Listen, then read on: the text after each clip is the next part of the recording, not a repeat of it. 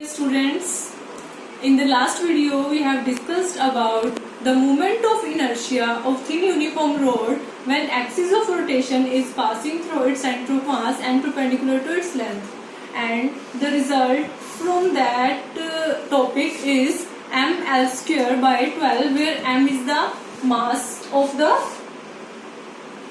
rod, l is the length of the rod, and this will be the moment of inertia when axis of solid uniform bar when axis of rotation is passing through its center of mass, right?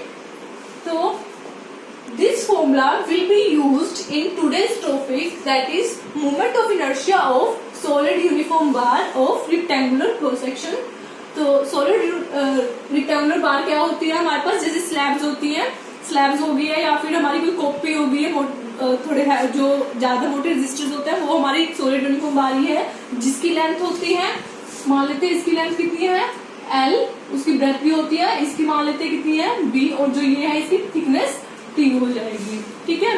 तो उसके बाद हम अब steps follow करते हैं इस topic को करने के लिए। तो सबसे फर्स्ट स्टेप क्या होता था कि हमें एक्सिस ऑफ रोटेशन गिवन होती थी। एक्सिस ऑफ रोटेशन क्या है हमारी, about an axis passing through centre of mass and perpendicular to its length. तो यहाँ पे हम क्या लेंगे, ये मान लो हमारी है और यहाँ से हमारे पास एक्सिस ऑफ रोटेशन मूव हो रही है और ऐसे हमारी वो बार है जो रोटेट कर रही है, ठीक है।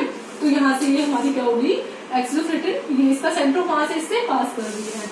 तो सेकंड केस क्या होता था, हम देखते थे मास ऑफ एलिमेंट, मतलब कि हमें एलिमेंट कंसीडर करना है, स्मॉल एलिमेंट। तो स्मॉल एलिमेंट हम कैसे, तो यूनिफॉर्म है तो हम उसको स्मॉल स्मॉल रोड्स में मान लेते हैं। तो इस टाइप से हमारा क्या आ जाएगा, एक एलिमेंट आ जाएगा।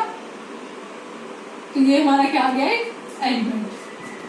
अब एलिमेंट का मास निकालना है, तो एलिमेंट का मास हम कैसे फाइंड आउट करेंगे, स्मॉल एम है ये, तो स्मॉल एम किसके इक्वल होता था, total mass by total volume into में हमारे पास इसका जो भी हमारा एरिया आएगा या वॉल्यूम आएगा, तो वॉल्यूम ऑफ एलिमेंट ले लेते हैं। तो यहाँ से क्या बनेगा, वो M by volume of this solid bar क्या होगा, लेंथ इनटू ब्रेथ इनटू में थिकनेस, और यहाँ से इसका वॉल्यूम क्या बनेगा हमारे पास, ये भी स्मॉल dx का हमने लिया है, यहाँ पे ये dx का है हमारा इतना।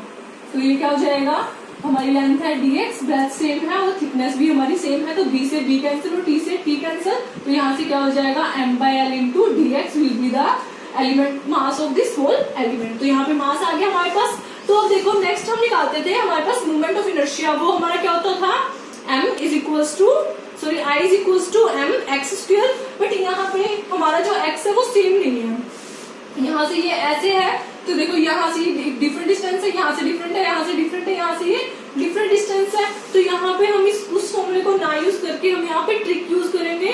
वो ट्रिक क्या है कि देखो ये हमारी एक रोड है, स्मॉल एलिमेंट एक रोड डायरेक्ट कर रहे हैं, और यहाँ से हम क्या ले लेंगे, ये एक्सिस पास कर दिया, जैसे कल हमने किया था कि ये हमारा क्या है, एक रोड है और यहाँ से हमारी एक एक्सिस पास कर दिया, और इसके लिए जो हमारा रिजल्ट आया था वो क्या आया था, ml स्क्वायर बाय 12। बट अब इसका मास कितना है, m, जो हम फाइंड आउट कर चुके हैं। तो इसके हिसाब से जो हमारा फॉर्मूला बनेगा वो क्या बनेगा, मास m b स्क्वायर बाय 12, क्योंकि इसकी ब्रेथ b है ये वाली। तो अब m b स्क्वायर, हम m की वैल्यू जो पुट करेंगे यहाँ पे, तो हमारे पास क्या बन जाएगा, ये m l b square by 12 into में dx। तो ये हमारा मोमेंट ऑफ इनर्शिया किसका आ गया, इस स्मॉल एलिमेंट का। लेकिन हमें moment of inertia find out किसका करना है, इस एक्सिस का। तो मान लेते हैं ये हमारी क्या है, z1 एक्सिस और ये क्या है, z2 एक्सिस। तो पहले एक्सिस थ्योरम का यूज करके हम इसको इजीली फाइंड आउट कर सकते हैं। तो पहले एक्सिस थ्योरम क्या कहते हैं कि if i z1 will be equal to i z2 plus में मास इंटू में इन दोनों के बीच का डिस्टेंस, और इन दोनों के बीच का डिस्टेंस हमने x लिया है, तो ये mx स्क्वायर हो जाएगा। अब i z2 है जो हम फाइंड आउट कर चुके हैं, ये है, इसको मैं i z2 लिख देती हूँ। तो यहाँ पे i z1 इक्वल टू ये वाली वैल्यू पुट कर देंगे, तो m b square by 12 dx plus में ये मास ये आया था m by l x square dx। तो ये हमारा क्या आ गया, पहले से इसका मोमेंट ऑफ इनर्शिया आ गया। लेकिन जो हमें moment of inertia find out करना है वो क्या फाइंड आउट करना है हमें, इस टोटल बॉडी का। तो टोटल बॉडी को moment of inertia find out करने के लिए हम क्या करेंगे, इंटीग्रेशन। तो इंटीग्रेशन हम कैसे फाइंड आउट करेंगे इसका, I z1 is equals to integration from minus L by 2 to plus L by 2 mb² dx plus m/l x² dx। ठीक है, तो यहां से भी हम क्या करेंगे,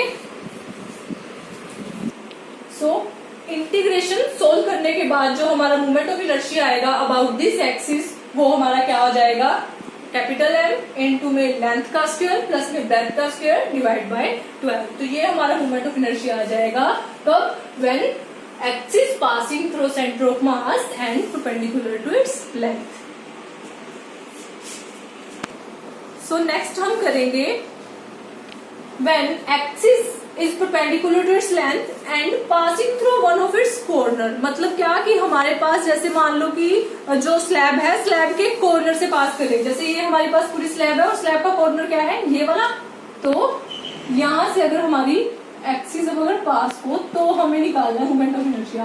देखो इसके अबाउट हम moment of inertia find out कर चुके हैं, ये वाली वैल्यू आई थी हमारी, हमें इसके about moment of inertia find out करना है। तो हम यहाँ पे पहले एक्सिस थ्योरम यूज कर सकते हैं, और पहले एक्सिस थ्योरम क्या कहती है, moment of inertia about this axis. मतलब अगर मैं इसको अगर ए बी नाम दे दूं तो I A B that is moment of inertia about A B axis will be equal to moment of inertia about Z1 axis plus में mass of the whole body that is m into में इनका distance. अब इनका distance देखो क्या है हमारा, ये डिस्टेंस है ना। अब ये डिस्टेंस तो हमें नोन नहीं है, मान लेते हैं ये डिस्टेंस कितना है d, तो ये क्या हो जाएगा md²। तो अब हम फाइंड आउट करते हैं हमारे इस d की वैल्यू। अब देखो d की वैल्यू में ये टोटल कितना था b, तो ये कितना बचा b/2। ये टोटल कितना था l, तो ये कितना बचा l/2। तो ये क्या है, इन दोनों के बीच में एंगल 90 है, तो यहाँ पे हम पाइथागोरस थ्योरम लगा सकते हैं। और वहां से हमारे पास d की वैल्यू क्या आ जाएगी, अगर मैं यहाँ से d की वैल्यू निकाल लूं तो d का square will be equal to l/2 का स्क्वायर प्लस में b/2 का स्क्वायर। तो यहाँ पे हम इस d स्क्वायर की वैल्यू यहाँ पे पुट कर देंगे, तो I A B will be equal to, इसका मोमेंट ऑफ इनर्शिया ये that is m into l² plus में b² डिवाइड बाय 12 प्लस में मास इंटू में इस d² की वैल्यू क्या आई थी आपकी l²/4 प्लस में b²/4। तो यहाँ से हम इसको क्या लिख सकते हैं, m इंटू l² प्लस में b²/12 प्लस में m into l² plus b² divide by 4। तो m दोनों में से कॉमन आ जाएगा, यहाँ पे क्या होगा, अगर हम एलसीएम लें तो वो एलसीएम कितना हो जाएगा आपका 12। तो ये क्या बचा l² प्लस b² प्लस में 3 इंटू l² प्लस में b²। ठीक है, तो इसको हम आगे सोल्व कर सकते हैं।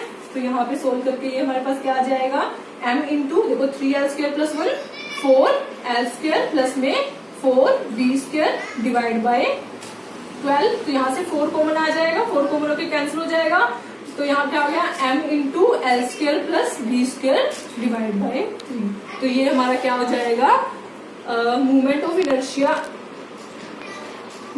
Inertia of axis of rotation when passing through one of this corner. तो यहाँ से हम इसका मोमेंट ऑफ इनर्शिया से इजीली फाइंड आउट कर सकते हैं। ओके, तो I hope you all be safe at home. Thank you.